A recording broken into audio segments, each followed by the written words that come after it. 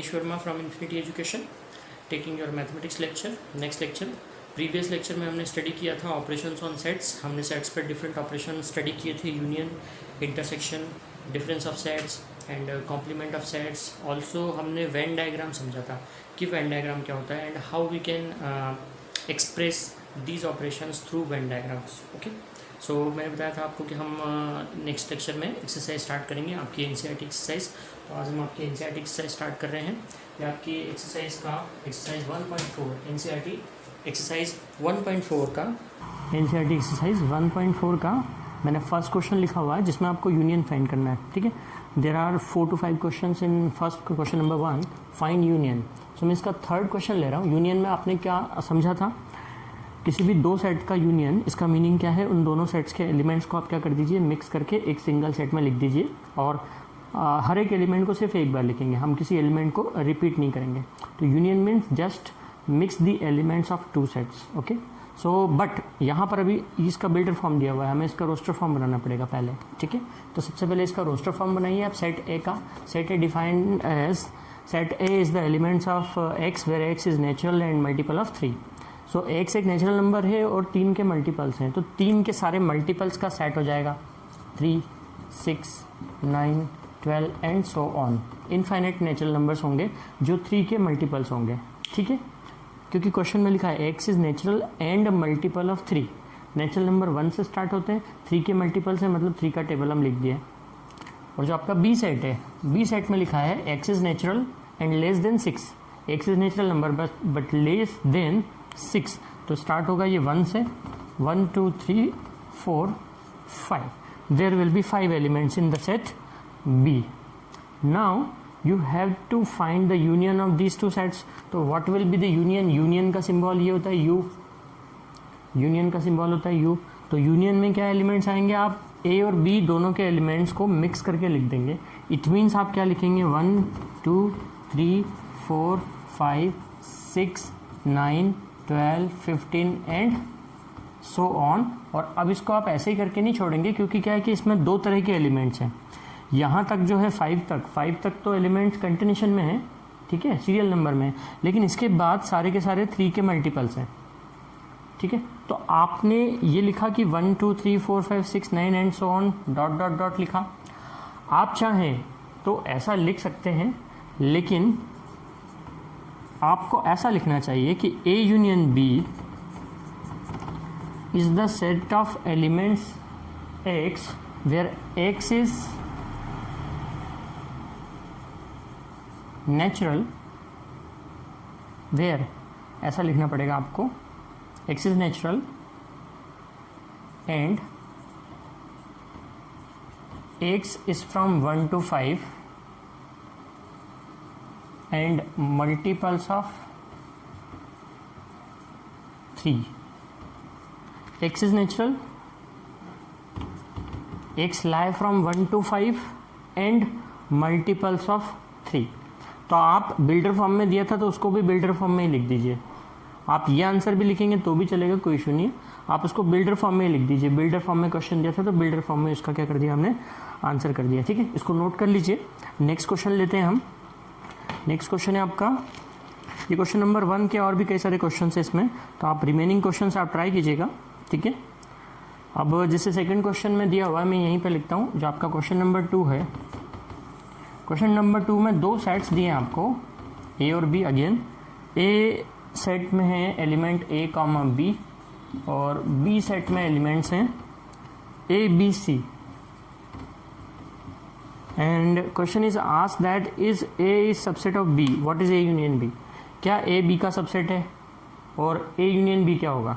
Yes, you can easily see that A is subset of B because all the elements of A belongs to B. A B A में भी है और A B B में भी है. It means A is subset of B. And पूछा है कि what is A union B. If you find union of A and B you will get the set B again.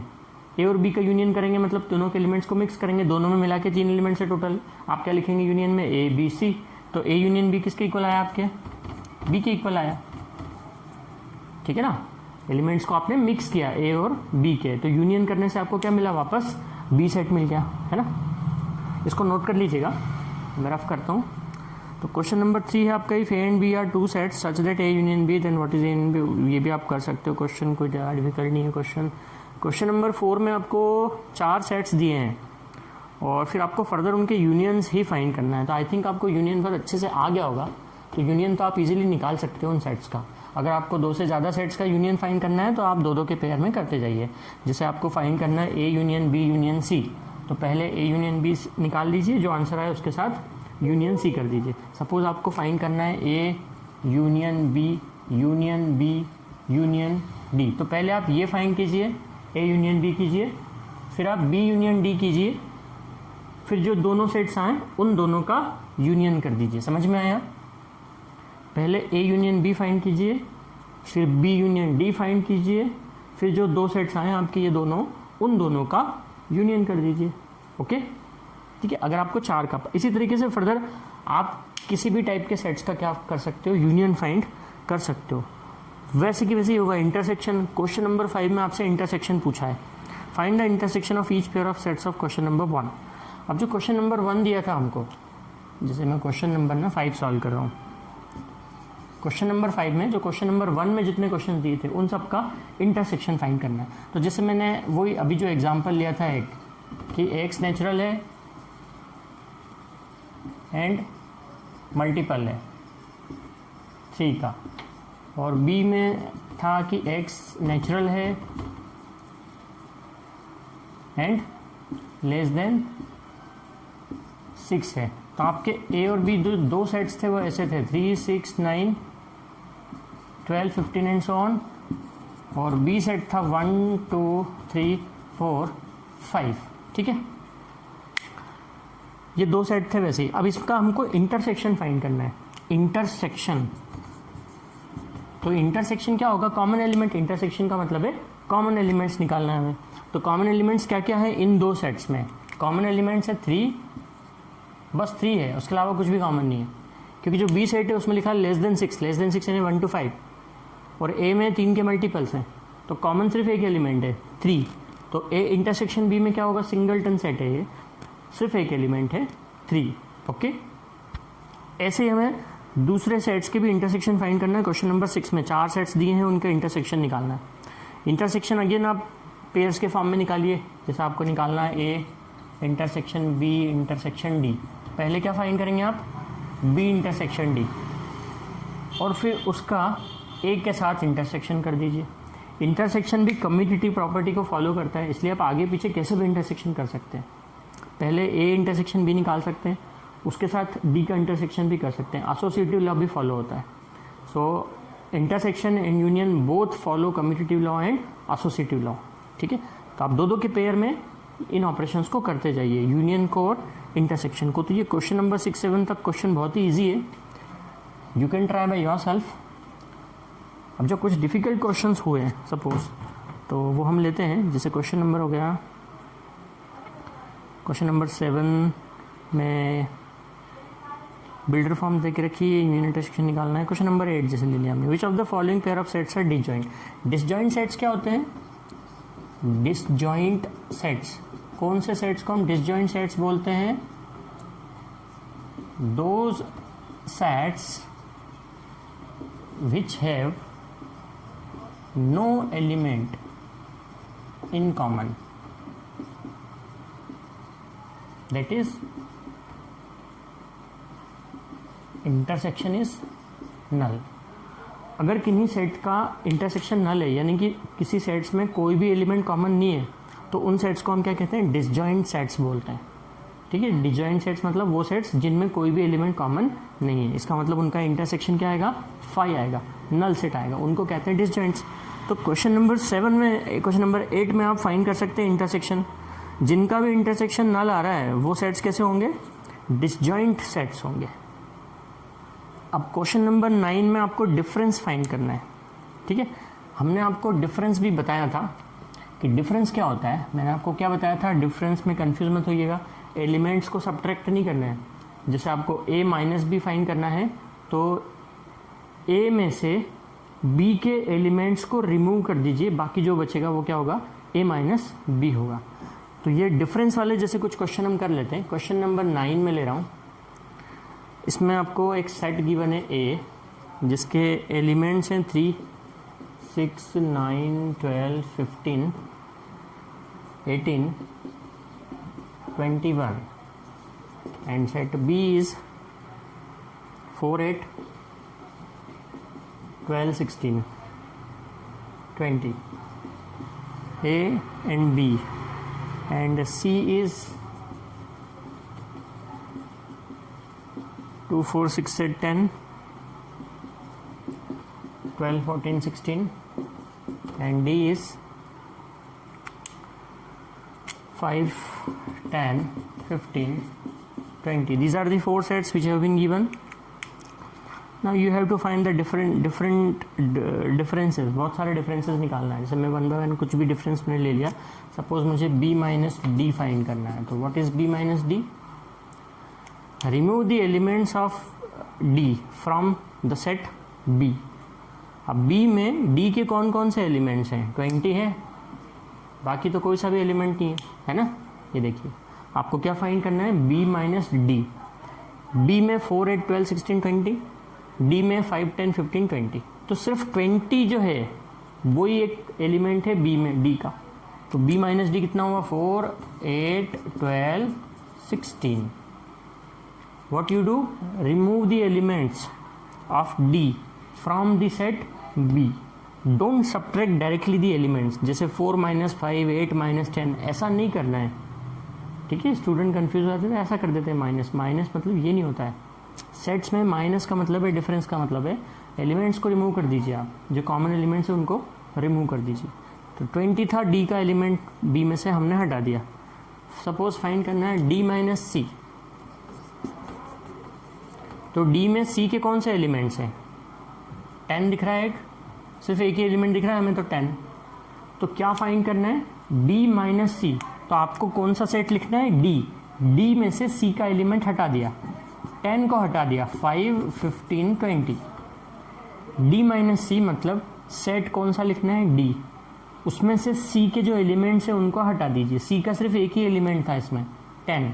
तो 10 हमने remove कर दिया, ये D माइनस C आ गया. Suppose आपको फाइंड करना है C minus B. C set लिखना है, उसमें से B के एलिमेंट्स को हटा देना है. तो C में 2 है, B में 2 तो है नहीं, ओके. 4, 8 है, 12 है, 16 है ना. तो C में से C माइनस B लिखना है ना, तो C में से कौन कौन से एलिमेंट्स रिमूव करना है? एक तो 4, एक 8, एक 12 और एक 16. तो अब क्या बचा? 2, 6, 10, 14. 2, 6, 10, 14. ये एलिमेंट्स बचे C में, वो लिख दिया हमने. ठीक है, this is difference. I think समझ में आ गया होगा आपको कि डिफरेंस का मीनिंग क्या है. ओके, ये आपके क्वेश्चन नंबर 9 के थे सब क्वेश्चंस. इसी क्वेश्चन नंबर 10 आप कर सकते हैं. डिफरेंस फाइंड करना है, 11 कर सकते हैं, 12 भी कर सकते हैं. तो चलिए अब हमें आपकी एक्सरसाइज 1.5 ले लेते हैं. ठीक है, एक्सरसाइज 1.5 लेते हैं, जिसमें आपके कॉम्प्लीमेंट्स के कंसेप्ट भी आ जाते हैं. This is your question of exercise 1.5. First question है, जैसे इसमें एक यूनिवर्सल सेट गिवन है in which there are 9 elements from 1 to 9, 1, 2, 3, 4, 5, 6, 7, 8, 9, and the subsets of U, A, B and C. There are 3 subsets A, B and C. किसके? इस universal set U के subsets हैं. And you have to find these sets: A dash, B dash, A union C dash, A union B dash, complement of A dash and complement of B minus C. सो अब यहाँ किसका concept आ रहा है? Complement का concept आ रहा है. Complement का concept हमने क्या डिस्कस किया था? कॉम्प्लीमेंट्स मीन्स जैसे सपोज आपको जिस सेट का कॉम्प्लीमेंट फाइंड करना है यूनिवर्सल सेट में से, उसे आप क्या कर दीजिए? रिमूव कर दीजिए. रिमेनिंग सेट क्या हो जाएगा? कॉम्प्लीमेंट हो जाएगा, है ना. तो ऐसे बहुत ही ईजी क्वेश्चन है ये. जैसे मैं एक क्वेश्चन ये इसका लेता हूँ, A यूनियन B का कॉम्प्लीमेंट फाइंड करना है आपको सपोज. तो पहले आप A यूनियन B फाइंड करेंगे, C, A एंड B, इन दोनों का यूनियन फाइंड करना है. मीन्स 1, 2, 3, 4, 6, 8. ओके, दोनों एलिमेंट्स को क्या कर दिए? दोनों के एलिमेंट्स को मिक्स कर दिया हमने. 1, 2, 3, 4, 2, 4 तो ऑलरेडी लिख चुके हो, 6 और 8. This is A union B. So what will be the complement of A union B? किस में से देखना है आपको? कॉम्प्लीमेंट किस में से निकालना पड़ता है? यूनिवर्सल सेट में से.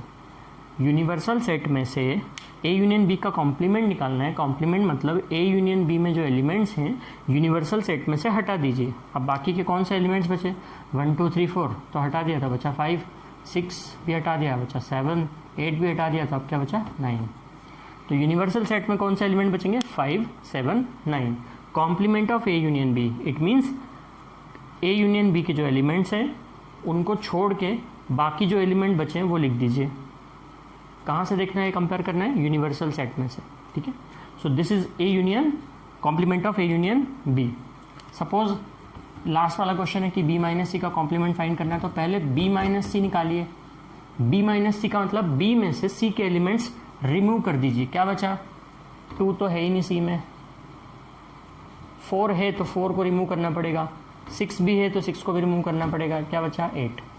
बी में से सी के एलिमेंट्स को रिमूव कर दिया जो भी थे, ये रहा बी माइनस सी। अब बी माइनस सी का कॉम्प्लीमेंट यानी 2 और 8 को छोड़ के बाकी सब लिखना है, 1 3 4 5 6 7 9। 2 और 8 को छोड़ के बाकी सारे एलिमेंट्स लिख दीजिए यूनिवर्सल सेट के, ठीक है। This is the complement of B minus C. In this way you can find the complement of A dash. A का कॉम्प्लीमेंट निकालिए, ठीक है, फिर उसका वापस से कॉम्प्लीमेंट निकालिए, फिर से ए आ जाएगा। और बाकी सेट्स के भी आप क्या फाइंड कर सकते हो, कॉम्प्लीमेंट फाइंड कर सकते हो इस फर्स्ट क्वेश्चन में, ठीक है। अब आपको क्वेश्चन नंबर 3 लेते हैं हम। जैसे क्वेश्चन नंबर 3 में, वैसे क्वेश्चन में ये गिवन है कि take the set of natural number as universal set, कि यूनिवर्सल सेट कौन है, सेट ऑफ नेचुरल नंबर है, इसलिए मैंने उसको बिल्डर फॉर्म में लिख दिया। किससे यूनिवर्सल सेट जो है वो किसका सेट है, एलिमेंट्स एक्स का है, और वेर एक्स क्या है, नेचुरल नंबर है, क्योंकि यूनिवर्सल सेट नेचुरल नंबर का सेट है, ठीक है। अब इसमें जो क्वेश्चंस दिए हुए हैं जो आपको फाइंड करने हैं, उन क्वेश्चन में जैसे पहला क्वेश्चन आपको दिया है, फाइंड करना है इन सब के कॉम्प्लीमेंट्स फाइंड करना है। तो कॉम्प्लीमेंट्स फाइंड करना है, तो जैसे पहला वाला क्वेश्चन आपको दिया हुआ है कि X is an even natural number, तो X is an even natural number, तो इसका कॉम्प्लीमेंट क्या होगा, ऑड नेचुरल नंबर का सेट। सारे नेचुरल नंबर है 1 2 3 4 5 6 एंड अप टू इनफाइनाइट। तो क्वेश्चन ऐसा है, मैं आपको जैसे लिखता हूँ क्वेश्चन को, कि जो फर्स्ट क्वेश्चन है उसमें ऐसा लिख के दिया हुआ है कि सेट है x is even natural number, इसका कॉम्प्लीमेंट फाइंड करना है। तो आपका आंसर क्या होगा, आपका आंसर भी बिल्डर फॉर्म में लिखना है। भी u सारे नेचुरल नंबर का सेट है, आपको इस वाले सेट का कॉम्प्लीमेंट चाहिए, मतलब ये कौन सा सेट है, इवन नंबर का सेट है, तो उसका कॉम्प्लीमेंट क्या होगा, ऑड नंबर का सेट। तो आप अपने आंसर में क्या लिख दोगे कि it's complement is the set of elements X where X is odd natural number. वैसे क्वेश्चन नंबर सेकेंड है, उसमें दिया है कि ऑड नेचुरल नंबर है, तो ऑड नेचुरल नंबर का कॉम्प्लीमेंट क्या होगा, इवन नेचुरल नंबर, ठीक। थर्ड क्वेश्चन है X is positive multiple of 3। Third question में दिया हुआ है X is positive multiple of 3, इसका कॉम्प्लीमेंट चाहिए। 3 के मल्टीपल है 3 6 9 12 15, फाइनाइट तो है नहीं, इनफाइनाइट है 3 के मल्टीपल सारे, है ना, हर 3 नंबर के बाद एक मल्टीपल आएगा, तो इसका कॉम्प्लीमेंट लिखते हैं। तो आप बिल्डर फॉर्म में लिखिए इसका कॉम्प्लीमेंट भी, मतलब इसका आंसर हम क्या लिखेंगे कि इस सेट का कॉम्प्लीमेंट क्या होगा, set of element X where X is natural, सारे होंगे तो नेचुरल नंबर ही सेट्स में, एंड नॉट मल्टीपल ऑफ 3, मतलब ये सेट वो होना चाहिए जिसमें नेचुरल नंबर हो सारे और 3 के मल्टीपल नहीं हो, क्योंकि कॉम्प्लीमेंट चाहिए ना उसका। समझ में आ गया आपको लिखना कि किस तरीके से लिखना है, आंसर को लिखना आना चाहिए हमें बस केवल। क्वेश्चन नंबर 4 में दिया है X is a prime number. Fourth question दिया हुआ है आपको, X such that X is prime number. You know what is prime number, number which is divisible by itself, ठीक है। The least prime number is 2 2 3 5 7 11 13, these are the prime numbers. इनका complement चाहिए, तो जो नंबर प्राइम नंबर नहीं होता है उसको आप क्या कहते हो, कंपोजिट नंबर, है ना। ये आपने 10th क्लास तक पढ़ा है कंपोजिट नंबर क्या होते हैं, 9 10 में आपने पढ़ा है रियल नंबर, इंटीजर, ठीक है, कंपोजिट नंबर। तो नेचुरल नंबर 1 से होते हैं स्टार्ट, ठीक है, 1 से लेके इनफाइनाइट तक सारे नेचुरल नंबर्स हैं। तो इन ये नेचुरल नंबर भी 2 कैटेगरी में डिवाइडेड होते हैं, प्राइम नंबर जो खुद से डिविजिबल्स हैं लाइक 2 3 5 7 9 11 13 17, ठीक है। तो जो प्राइम नंबर नहीं है, जैसे कि 4, 6, 8, 9, 10, जो किसी दूसरे नंबर से भी डिवाइड हो जाता हो, या मतलब किसी दो नंबर का, डिफरेंट नंबर का क्या हो, जो प्रोडक्ट हो, उसको आप बोलते हो कंपोजिट नंबर। तो आपको प्राइम नंबर के सेट का क्या चाहिए, कॉम्प्लीमेंट। तो आप अपने आंसर में क्या लिख दोगे कि the set of elements X where X is composite number, ठीक है। जो प्राइम नंबर नहीं होता है उसको हम बोलते हैं composite number, okay.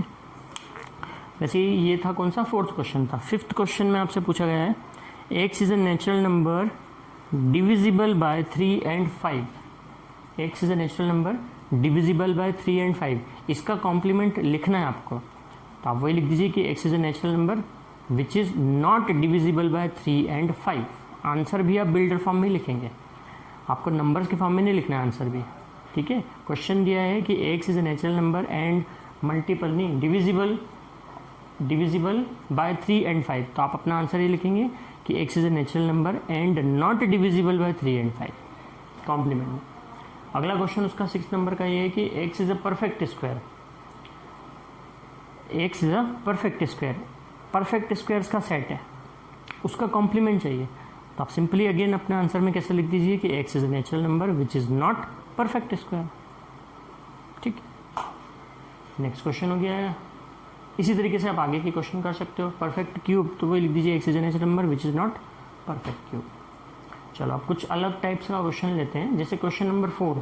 Question number 4 में आपको प्रूव करना है, वेरीफाई करना है। तो एक्चुअली जो वेरीफाई करना है वो डी मॉर्गन्स लॉ है। लास्ट लेक्चर में मैंने आपको बताया था what is D Morgan's law, जब हमने प्रॉपर्टीज डिस्कस की थी यूनियन इंटरसेक्शन की, उसमें हमने बताया था डी मॉर्गन्स लॉ क्या है, कॉम्प्लीमेंट्स में बताया था। तो क्वेश्चन नंबर 4 में एक्चुअली आपको डी मॉर्गन्स लॉ ही प्रूव करना है, वेरीफाई करना है। उसके लिए आपको एक यूनिवर्सल सेट गिवन है जिसमें एलिमेंट्स हैं 1 से लगा के 9 तक, अगेन 1 से लेकर 9 तक के एलिमेंट्स हैं। इसके सबसेट्स गिवन है ए बी। ए में एलिमेंट्स हैं 2, 4, 6, 8। बी में एलिमेंट्स हैं 2, 3, 5, 7, 2, 3, 5, 7। We have to verify.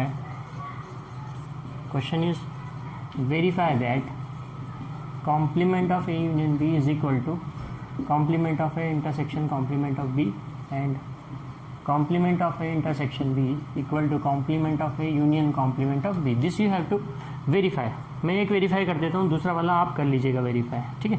Suppose मैं सेकंड वाले क्वेश्चन का सॉल्यूशन कर रहा हूँ, इसको वेरीफाई करना है। LHS और RHS क्या होने चाहिए, इक्वल होने चाहिए, ठीक है। तो पहले आप क्या निकाल लीजिए, LHS निकाल लीजिए। उसके लिए आपको क्या निकालना पड़ेगा, A इंटरसेक्शन B। दो सेट्स गिवन है आपको, इनका इंटरसेक्शन फाइंड कीजिए। Intersection means common elements. A और B में क्या क्या एलिमेंट्स कॉमन है, 2, बस 2, एक ही एलिमेंट कॉमन है 2, ठीक। इसका कॉम्प्लीमेंट निकालना है LHS के लिए, तो कॉम्प्लीमेंट क्या होगा इसका, 2 का कॉम्प्लीमेंट, यानी 2 को छोड़ के सारे एलिमेंट्स लिखना है। यूनिवर्सल सेट में से 2 को हटा के सारे एलिमेंट्स लिखना है कॉमन, ठीक। ये LHS आ गया आपका। अब RHS फाइंड करना है, इसको दे दीजिए क्वेश्चन नंबर 1 दे दीजिए। RHS के लिए आपको A डैश और B डैश चाहिए, तो पहले A डैश निकालिए। देखिए A है 2, 4, 6, 8, A का कॉम्प्लीमेंट चाहिए, तो 2, 4, 6, 8 को छोड़ के बाकी सब लिख दीजिए। 1, 3, 5, 7, 9 आ जाएगा। B डैश भी निकालना पड़ेगा, B का कॉम्प्लीमेंट 2, 3, 5, 7 को छोड़ दीजिए, तो 1, 4, 6, 8, 9। इन दोनों का क्या फाइंड करना है, यूनियन। तो A dash union B dash निकालिए। इन दोनों सेट का यूनियन देखो, 1, 3, 4, 5, 6, 7, 8, 9 है ना। इन दोनों सेट का यूनियन 1, 3, 4 उधर है, 5 यहाँ है, 6 उधर है, 7 यहाँ है, 8 वहाँ है, 9 यहाँ है। एक एलिमेंट को एक बार ही लिखते हैं यूनियन में, ठीक है। तो ये आ गया सेकंड। अब देखिए फर्स्ट और सेकंड सेम है सेट, 1, 3, 4, 5, 6, 7, 8, 9, 1, 3, 4, 5, 6, 7, 8, 9। तो by equation 1 and 2 A complement of A intersection B equal to A dash union B dash. We have verified this De Morgan's law. मैंने सेकंड वाला किया, आप फर्स्ट वाला कर सकते हो इजीली इसी तरीके से। ओके, ट्राई कीजिएगा। इसी एक्सरसाइज के क्वेश्चन नंबर 5 में हमें वेन डायग्राम्स ड्रॉ करने हैं। ठीक है, वेन डायग्राम्स हमने ड्रॉ किए थे, इससे लास्ट लेक्चर में मैंने आपको वेन डायग्राम ड्रॉ करना सिखाया था यूनियन इंटरसेक्शन डिफरेंस के साथ साथ। ठीक है, तो कुछ वेन डायग्राम्स दिए हुए जो हमें ड्रॉ करना है, जैसे हमें ए यूनियन बी का एक कॉम्प्लीमेंट का वेन डायग्राम ड्रॉ करना है। तो ए यूनियन बी के कॉम्प्लीमेंट का वेन डायग्राम क्या होगा, ये आपका यूनिवर्सल सेट आप लेते हैं ए यूनियन बी के कॉम्प्लीमेंट का। तो जनरली हम ऐसा लेते हैं ए और बी ये दो सेट हैं, इन दोनों के यूनियन में क्या आएगा, ये दोनों एरिया आ जाएंगे और हमें यूनियन का कॉम्प्लीमेंट को ड्रॉ करना है। तो आप एक काम करेंगे कि ए और बी दोनों सेट को छोड़ देंगे, बाकी सारे एलिमेंट्स ले लेंगे। ठीक है, यानी ए और बी को छोड़ के बाकी पूरा एरिया क्या कर दीजिए, शेड कर दीजिए। ये एरिया क्या होगा, कॉम्प्लीमेंट होगा ए यूनियन बी का। ठीक है, वैसे जो सेकंड एक क्वेश्चन है उसमें हमको फाइंड करना है Venn diagram A dash intersection B dash का। A dash intersection B dash, देखिए A dash intersection B dash क्या होगा, बाय डी मॉर्गन्स लॉ, इसमें वो लॉ लगाइए डी मॉर्गन्स लॉ। ए डैश इंटरसेक्शन बी डैश की वैल्यू क्या होगी, क्योंकि इसको डायरेक्टली आप वेन डायग्राम से सॉल्व करें उसके पहले लॉ लगा दीजिए। ये होगा क्या, ए यूनियन बी का कॉम्प्लीमेंट ही तो होता है ना, फार्मूला आप देखेंगे तो A dash intersection B dash क्या होता है, complement of A union B. और अगर आपको निकालना है A dash union B dash तो वो क्या होगा, ए इंटरसेक्शन बी का कॉम्प्लीमेंट। तो आप इसका वेन डायग्राम ड्रॉ करने की बजाय इसका करेंगे तो ज़्यादा जल्दी समझ में आएगा आपको। ए यूनियन बी का कॉम्प्लीमेंट ये हमने ड्रॉ किया, तो यही वाला फिगर इसके लिए हो जाएगा ए डैश इंटरसेक्शन बी डैश के लिए। और अगर आपको इसका फिगर ड्रॉ करना है किसका, A dash union B dash का, तो A dash union B dash क्या होगा, complement of A intersection B. अगर इसका वेन डायग्राम शो करना है तो ये universal set, A set, B set और ये जो बीच का एरिया ये कॉमन है, इंटरसेक्शन मतलब कॉमन एलिमेंट्स। तो इंटरसेक्शन का कॉम्प्लीमेंट मतलब ये जो बीच वाला पोर्शन है इसको छोड़ के बाकी पूरा एरिया ड्रॉ कर देंगे पूरा। ठीक है, क्योंकि कॉम्प्लीमेंट आप निकालते कहाँ से हैं, यूनिवर्सल सेट में से ही निकालते हैं। तो ये जो बीच का एरिया है ना, ये कॉमन वाला एरिया, इसको छोड़ के आप बाकी का पूरा एरिया क्या कर देंगे, शेड कर देंगे। ठीक है, ये रहा कॉमन एरिया बीच वाला, इसे छोड़ दिया हमने, कॉम्प्लीमेंट चाहिए था। तो A intersection B means this common area. Okay, so except this common area, shade all the remaining portion. Okay, तो ये दोनों हो गए यहाँ के लिए। अब अगर आपको सपोज क्या करना है, और किसका वेन डायग्राम शो करना है, ए डैश यूनियन, बाकी ठीक है सारे आप निकाल सकते हो। अब एक क्वेश्चन नंबर 6 है, क्वेश्चन नंबर 6 में पढ़ के बताता हूँ आपको क्या है क्वेश्चन नंबर 6। क्वेश्चन नंबर 6 है, let U be the set of all triangles in a plane. Let U be the set of all triangles in a plane if A is the set of all triangles with at least one angle different from 60 degree. मतलब A जो है वो triangles का set है, उन triangles का set है जिन triangles में कम से कम एक एंगल 60 डिग्री नहीं है। देखो फिर से समझा देता हूँ, यू तो यूनिवर्सल सेट हो गया, आप सारे ट्राइंगल का सेट है, सभी टाइप के ट्राइंगल्स का सेट है। उसका ही एक सबसेट है ए। ए में कौन से ट्राइंगल्स हैं, वो ट्राइंगल्स हैं जिनका कम से कम एक एंगल 60 डिग्री नहीं है। ठीक है, तो उसका कॉम्प्लीमेंट चाहिए आपको। क्या फाइंड करना है, ए डैश फाइंड करना है कि उसका कॉम्प्लीमेंट क्या होगा। मतलब वो सारे ट्राइंगल्स को हटा के बाकी कौन से ट्राइंगल्स बचते हैं। तो अभी यहाँ पे आप ध्यान दीजिए, ए लिखा है कि set of all triangles at least with at least one angle different from 60 degree. अगर कोई एक ऐसा ट्राइंगल हो जिसका एक एंगल 60 डिग्री नहीं है तो बाकी बचे हुए दोनों का सम यानी तीनों का सम 180 डिग्री होता ही है। तो कौन से टाइप का ट्राइंगल होगा वो, कम से कम एक एंगल 60 डिग्री नहीं है, सपोज 40 डिग्री है, तो ये दोनों क्या होंगे, एक होगा सपोज 60 डिग्री तो दूसरा हो जाएगा 80 डिग्री, तीनों का सम 180 आना चाहिए। ठीक है, या अगर 40 नहीं हुआ तो कुछ दूसरा हुआ, 50 हुआ, 80 हुआ, कुछ भी हुआ। अगर ऐसा ट्राइंगल जिसका कम से कम एक एंगल भी 60 डिग्री नहीं है तो वो इक्विलेटरल ट्राइंगल नहीं होता है। इक्विलेटरल ट्राइंगल में कंपलसरी क्या है कि तीनों एंगल क्या होना चाहिए, 60 डिग्री होना चाहिए। उसी को बोलते हैं इक्विलेटरल ट्राइंगल, कि all the angles are of 60 degree. Equal angles होते हैं, इक्विलेटरल ट्राइंगल के एंगल्स भी इक्वल होते हैं। अब अगर इसमें से एक एंगल भी 60 नहीं हुआ तो वो ट्रायंगल इक्विलेटरल नहीं होगा, यानी ए उन सारे ट्रायंगल का सेट है जो इक्विलेटरल नहीं है, तो फिर उसका कॉम्प्लीमेंट क्या होगा, इक्विलेटरल ट्रायंगल्स का सेट हो जाएगा। समझ में आया क्वेश्चन नंबर 6? यू दिया था सारे ट्रायंगल्स का सेट है, ए गिवन था कि वो उन ट्रायंगल्स का सेट है जिनमें कम से कम एक एंगल 60 डिग्री नहीं है। तो अगर एक एंगल कम से कम 60 डिग्री नहीं है तो वो ट्रायंगल इक्विलेटरल हो नहीं सकता।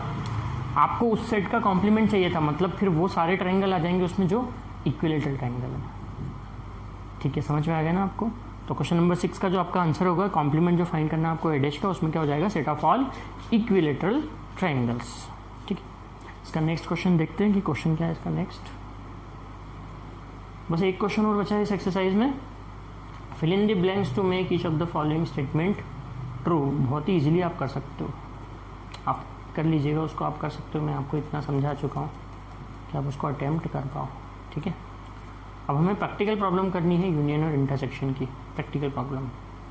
ओके, उसके लिए अब आपको एक हम बता देते हैं कंसेप्ट प्रैक्टिकल प्रॉब्लम के लिए। प्रैक्टिकल प्रॉब्लम किस तरीके से हो सकती है, सपोज आपको कुछ ऑब्जेक्ट्स दिए हैं जिनके सेट आपने बनाए हैं, ए बी बनाए हैं, 2 टाइप के सेट्स हैं या 3 टाइप के सेट्स हैं। ठीक है, और आपको फाइंड करने, जैसे अब प्रैक्टिकल प्रॉब्लम मैंने कहा कि कुछ स्टूडेंट्स ऐसे हैं या कुछ पर्सन, जैसे कुछ किसी कंट्री के कुछ पीपल ऐसे हैं जो हिंदी बोल सकते हैं, कुछ पीपल ऐसे हैं जो इंग्लिश बोल सकते हैं, कुछ पीपल ऐसे हैं जो हिंदी और इंग्लिश दोनों बोल सकते हैं, कुछ पीपल ऐसे हैं जो मराठी बोल सकते हैं, कुछ पीपल ऐसे हैं जो मराठी और इंग्लिश ही बोल सकते हैं, कुछ पीपल ऐसे हैं जो हिंदी और मराठी ही बोल सकते हैं, इंग्लिश नहीं बोल सकते हैं, और कुछ पीपल ऐसे हैं जो ये तीनों ही लैंग्वेज बोल सकते हैं, हिंदी, इंग्लिश और मराठी। ठीक है, अब आपको अगर कोई डेटा गिवन है कि इतने लोग हिंदी और मराठी बोल सकते हैं, इतने लोग सिर्फ मराठी बोल सकते हैं, इतने लोग सिर्फ अंग्रेजी बोल सकते हैं, तो फिर ऐसे लोग पता लगाइए कि जो तीनों लैंग्वेज बोल सकते हैं। तो इस तरह की जो प्रैक्टिकल प्रॉब्लम्स होती है वो हम सेट थ्योरी के थ्रू सॉल्व कर सकते हैं। ठीक है, उसके लिए मैं आपको एक कंसेप्ट बताता हूँ। वेन डायग्राम के थ्रू ही हम वो कंसेप्ट समझते हैं कि जिससे हम एक फार्मूला निकाल लेंगे सॉल्व करने के लिए। सपोज जैसे ए और बी 2 सेट आपको गिवन है, ए और बी 2 सेट्स गिवन है। अभी हम यहाँ पे एन ए का मतलब क्या होगा मैं आपको बता दूँ। एन ए का मतलब क्या होगा, नंबर ऑफ एलिमेंट्स इन ए। इसको कार्डिनल नंबर बोलते हैं। इसको क्या कहते हैं आप, कार्डिनल नंबर। कार्डिनल नंबर मतलब number of sets in the number of elements in the set. Suppose अगर लिखा हुआ है N A is equals to X, इसका मतलब क्या है, number of elements in the set A is X, number of elements in the set B is Y. तो 2 sets हैं ए और बी। अब इन 2 सेट्स पे हम कितने ऑपरेशन परफॉर्म कर सकते हैं, यूनियन और इंटरसेक्शन। 2 बाइनरी ऑपरेशन है, डिफरेंस भी होता है एक ऑपरेशन। हम यूनियन और इंटरसेक्शन की बात कर रहे हैं। सपोज अगर हमने यूनियन निकाला, अगर हमने यूनियन फाइंड करा, तो यूनियन में क्या होगा, ए की और बी के एलिमेंट्स क्या हो जाएंगे, मिक्स हो जाएंगे। अगर उनमें से हमने कोई एक आर्बिट्रेरी एलिमेंट निकालना चाहा तो हमें ये अननोन रहेगा कि जो एलिमेंट हमने रेंडमली चूज़ किया है वो ए का है या बी का है। मतलब जो यूनियन होगा, मैंने आपको डेफिनेशन में भी लिख के बताया था, उसकी डेफिनेशन इस तरीके से होती है कुछ, कि जो ए यूनियन बी है वो सेट किन एलिमेंट्स का सेट है, एक्स का, जहाँ पे एक्स या तो ए का एलिमेंट होगा या बी का होगा, या ये भी हो सकता है कि दोनों का हो। और इंटरसेक्शन में मैंने आपको लिख कर बताया था कॉमन एलिमेंट होता है, मतलब उसमें क्या होता है, एंड। जो एलिमेंट आपने सिलेक्ट किया इंटरसेक्शन में वो 100% दोनों में एग्जिस्ट करेगा, क्योंकि कॉमन एलिमेंट ही लिखते हैं हम इंटरसेक्शन में, यानी कि जो एलिमेंट इंटरसेक्शन में है वो ए में भी है और बी में भी है। ठीक है, अब सपोज अगर आपको फाइंड करना है कि यूनियन में कितने एलिमेंट्स हैं, 2 डिफरेंट सेट्स थे ना, ऐसे ए और बी थे, इसमें टोटल एलिमेंट्स कितने हो जाएंगे, एक्स प्लस वाई।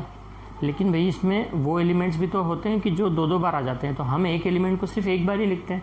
सही है, हमने अभी तक यही सीखा है, जब भी आप यूनियन करते हैं 2 सेट्स का, तो दोनों सेट्स के एलिमेंट्स को आप क्या कर देते हैं, मिक्स कर देते हैं। लेकिन आप एक एलिमेंट को एक बार ही लिखते हैं, अगर वो सेट्स में रिपीट हो रहा है तो आप उसको सिर्फ एक बार ही लिखते हो। तो इसका मतलब ये नहीं है कि N of A union B equal to X plus Y होगा। वो क्या हो सकता है, लेस देन और equal to X plus Y. एक छोटा सा एग्जांपल ले लेता हूँ।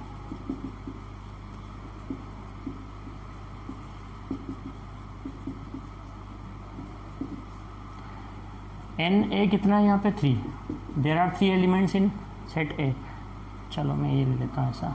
एन बी कितना है यहाँ, there are 2 elements in the set B, 1 और 2, एन ए और एन बी। तो जो यूनियन करेंगे आप, तो यूनियन में कितने एलिमेंट हैं देखिए, 1 2 4 6, सही है। कितने एलिमेंट हैं, 4। 5 है क्या, नहीं। 3 + 2 हुआ क्या, नहीं हुआ। हो सकता है 3 + 2 भी हो जाए। यहाँ क्या 2 जो है वो 2 बार आ रहा था, इसलिए हमने उसको लिखा एक बार ही। तो जो n of A union B होगा, यानी number of elements in A union B, वो क्या होगा, less than or equal to, हमेशा क्या होगा, less than or equal to N A plus N B. एक ये कंसेप्ट आप समझ लीजिए, जेई की प्रॉब्लम सॉल्व करने के बहुत काम में आएगा आपके। N of A union B is less than or equal to N A plus N B. इस एग्जाम्पल से हमने समझ लिया ग्रेटर तो हो ही नहीं सकता, पॉसिबल ही नहीं कि ज़्यादा हो जाए एलिमेंट, या तो इक्वल होंगे या फिर कम होंगे, क्योंकि रिपीटेड को हम हटा देते हैं। ठीक है, ये कंसेप्ट समझ में आ गया आपको। अब अगर हम ऐसा करें, ये यूनियन भी था ना, इसी एग्जाम्पल में देखिए इंटरसेक्शन क्या आता है। इंटरसेक्शन में आता है 2, सही है ना। इंटरसेक्शन में कितना आ रहा है, 2 आ रहा है। यानी N of A intersection B की वैल्यू कितनी है, 1। Number of elements in intersection कितने हैं, 1। Number of elements in union कितने थे, 4 थे। ठीक है, अब आप ये देखिए 4 is equal to N A कितना था, 3, एन बी कितना था, 2, एन ए इंटरसेक्शन भी कितना था, 1। 3 + 2 5 - 1 आ गया 4। मतलब अगर आप दोनों इंडिविजुअल सेट्स के एलिमेंट्स को ऐड करके इंटरसेक्शन में जो है उसको माइनस कर देंगे, क्योंकि कॉमन एलिमेंट्स को हटा देंगे आप, क्योंकि उसको आप एक बार ही लिखते हो एक एलिमेंट को, तो क्या आ जाएगा, जितने यूनियन में नंबर ऑफ एलिमेंट्स है वो आ जाएंगे। मैंने इस छोटे से एग्जाम्पल से आपको ये बता दिया, समझ में आया। फिर से देख लीजिए, मैंने एक सेट लिया था ए जिसमें 3 एलिमेंट्स हैं, 2 4 6। एक सेट लिया था बी जिसमें 2 एलिमेंट्स हैं, 1 और 2। ये लिखा मैंने एन ए और एन बी। एन ए मतलब number of elements, cardinal number कहते हैं उसको। यूनियन निकाला तो 1 2 4 6 4 एलिमेंट्स हैं यूनियन में। इंटरसेक्शन निकाला तो एक सिंगल एलिमेंट है, 2 कॉमन है ना। अगर इसमें से कुछ भी कॉमन नहीं होता तो 3 और 2 5 एलिमेंट आ जाते यूनियन में, आ जाते ना, अगर कुछ भी कॉमन नहीं होता तो। ठीक, तो अब मैंने इसमें रिलेशन क्या निकाला कि जो यूनियन है, number of elements in the union will be equal to the sum of number of elements in the 2 set minus the number of elements in the intersection. ये देखिए 3 + 2 5 - 1 4। यानी आपके पास एक फार्मूला क्या निकल के आया, एन, मेरे पेन की इंक हो रही है ख़त्म, और हो चुकी है पूरी तरीके से ख़त्म सारी इंक। तो अब जो नेक्स्ट लेक्चर से हम वो कॉपी में लेंगे, बोर्ड पर ले नहीं पाऊँगा मैं लेक्चर, क्योंकि सारी इंक ख़त्म हो गई है। जब तक शॉप्स नहीं खुलती हैं, लॉकडाउन है, तो तब तक हम बोर्ड का यूज़ नहीं कर पाएंगे। फिर अब ये देखिए सारी पूरी इंक ख़त्म हो गई है। तो क्या फार्मूला निकल के आया, ये देखिए, N A union B equal to N A plus N B minus N A intersection B. ठीक है, ये आ गया फार्मूला। इस फार्मूले का हम यूज़ करेंगे, ठीक है, प्रैक्टिकल एग्जांपल्स के लिए, आगे वाली एक्सरसाइज के लिए। N A union B equal to N A plus N B minus n intersection B. अगर A intersection B null set है, मतलब दोनों सेट्स में कुछ भी कॉमन नहीं है, दोनों सेट्स में ए और बी में कुछ भी कॉमन नहीं है, इंटरसेक्शन क्या है, नल सेट है, तो ये रिलेशन क्या हो जाएगा, N A union B equal to N A plus N B. ठीक है, क्योंकि इंटरसेक्शन में कोई एलिमेंट नहीं है, 0 हो जाएगा एन इंटरसेक्शन बी ना। अब अगर सपोज आपको ये यहाँ पे 2 सेट्स थे, 2 सेट्स के ऑपरेशन के लिए हमने समझा एन यूनियन बी की वैल्यू, लेकिन सपोज अगर यहाँ पे 3 सेट होते, 2 की जगह 3 सेट होते, तो हम क्या करते, उसके लिए हम आपको बता देते हैं कि कैसे ड्राइव करना है फार्मूला। फार्मूले को ही हम ड्राइव कर लेते हैं यहाँ। ये फार्मूला आप लिख लीजिएगा, ठीक है, बहुत लाइट दिख रहा होगा आपको क्योंकि इंक पूरी चली गई है। बस एक फार्मूला हम ड्राइव कर लेते हैं, बाकी फिर नेक्स्ट लेक्चर से हम कॉपी में पढ़ेंगे। ठीक है, सपोज अगर 3 होते हैं आपके, ए बी और सी 3 होते हैं सेट्स, और आपको फाइंड करना होता है N A union B union C. तो आपने एन ए यूनियन बी का जो फार्मूला अभी मैंने लिखा था वो क्या देखा, N A plus N B minus N A intersection B, ये देखा, ठीक है। अभी अगर मैं बी यूनियन सी को एक नया सेट मान लूँ, डी मान लूँ, लेट यहाँ लिखता हूँ, बी यूनियन सी को एक नया सेट मैंने मान लिया डी, तो आप इसको क्या लिखोगे आप, एन ए यूनियन डी, अब होगा दो सेट ए यूनियन डी। तो दो सेट वाला फॉर्मूला तो हम ऑलरेडी पढ़ चुके हैं, उसके अकॉर्डिंगली क्या हो जाएगा, ये N A plus N D minus N A intersection D, ठीक है। अब डी की वैल्यू अगर हम रखते हैं तो N A plus N, D की वैल्यू है B union C minus N A intersection B union C, D की वैल्यू है बी यूनियन सी, ओके। अब देखिए ये एन ए प्लस ये एन बी यूनियन सी, इसमें वो दो वेरिएबल वाला फॉर्मूला लगा दीजिए यूनियन बी वाला, यहाँ पे एन बी यूनियन सी क्या हो जाएगा, N B plus N C minus N B intersection C. इसमें मैंने फिर से फार्मूला लगा दिया, N B plus N C minus N B intersection C minus N A intersection B union C. यहाँ पे हम डिस्ट्रीब्यूटिव लॉ लगाएंगे, मैं इसको ब्रैकेट में क्लोज कर रहा हूँ, यहाँ पे डिस्ट्रीब्यूटिव लॉ लगाएंगे, A intersection B union C equal to क्या होता है, ए इंटरसेक्शन, देखिए एन को मैं बाहर ही रहने देता हूँ, पहले यहाँ पे वो लॉ लगा देते हैं, ये हो जाएगा A intersection B union A intersection C, ये डिस्ट्रीब्यूटिव लॉ होता है, डिस्ट्रीब्यूटिव लॉ होता है ये, A intersection B union C equal to होता है A intersection B union A intersection C. शायद लास्ट लेक्चर में मैंने डिस्ट्रीब्यूशन लॉ बताया था यूनियन इंटरसेक्शन के ऑपरेशंस में, प्रॉपर्टीज में। अब इसको अगर आप ब्रेक कर लेंगे, देखिए यहाँ पे फिर से दो नए सेट आ गए यूनियन के फॉर्म में, जैसे ये हो गया एक्स और ये हो गया वाई।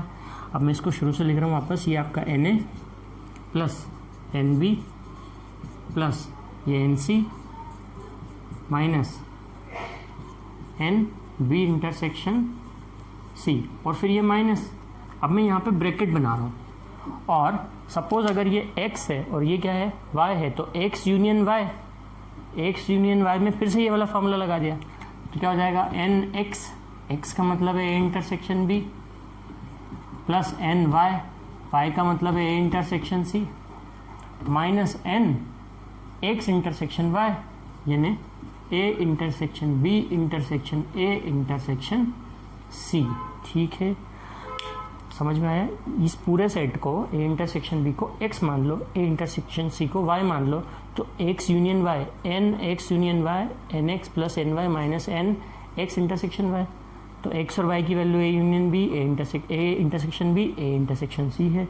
यहाँ पे यही फार्मूला हमने फिर से अप्लाई कर दिया। अब ये ब्रैकेट ओपन कर देते हैं, क्या मिला हमको, n A plus N B plus N C minus N B intersection C minus N A intersection B minus plus minus minus ही होगा, एन ए इंटरसेक्शन सी, और माइनस माइनस हो जाएगा plus N.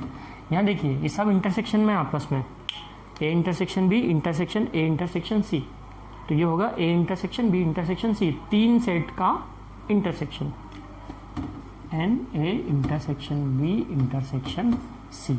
So this will be the formula for n a union b union c, ठीक है, ये formula होगा N A plus N B plus N C minus N A intersection B B intersection C A intersection C and plus N A intersection B intersection C, तीन sets के लिए, और ये दो सेट के लिए था आपका फार्मूला, ठीक है। ये फार्मूला नोट डाउन कर लीजिए, नेक्स्ट एक्सरसाइज में काम आएगा बहुत, क्योंकि आपकी एक ही एक्सरसाइज बची है अब इसके बाद केवल, शायद, लेट मी सी, एक्सरसाइज 1.6 है ना, बस उसके बाद फिर मिसलेनियस एक्सरसाइज है। तो ये नेक्स्ट लेक्चर में हम एक्सरसाइज को फिनिश करेंगे 1.6 और मिसलेनियस एक्सरसाइज को, और फिर हम कुछ आर.डी. शर्मा के क्वेश्चन लेंगे, सॉल्व करेंगे, फिर हम जेई के जो क्वेश्चन जैसे सेट थ्योरी के ऊपर बनते हैं उन क्वेश्चंस की प्रॉब्लम्स को सॉल्व करेंगे। Okay, so till then good bye.